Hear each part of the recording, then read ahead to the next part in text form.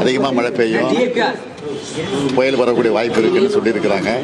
அதனால முன்னெச்சரிக்கை நடவடிக்கை கூட எடுத்திருக்கிறோம். இதுவரையும் கேம்பில் தங்குறதோ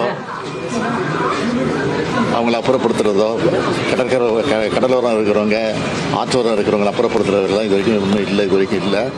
இருந்தாலும் தயாராக இருக்க வேண்டிய எல்லா கலெக்டருக்கும் சிஸ்டம்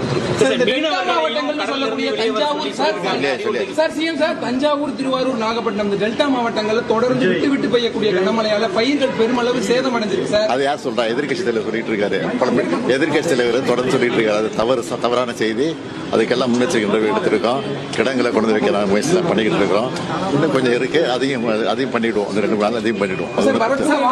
சென்னையிலுமே கொஞ்சம் மழை அதிகமா இருக்குன்னு சொல்றாங்க. என்ன மாதிரியான பிரிகாஷன்ஸ் எடுத்துக்கிறோம்? இது இப்ப இல்ல, ஏறக்குறைய 2-3 மாத காலமாகவே இதற்கான முன்னெச்சரிக்கை எடுத்திருக்கிறோம். தொடர்ந்து எடுத்துக்கிட்டு இருக்கிறோம்.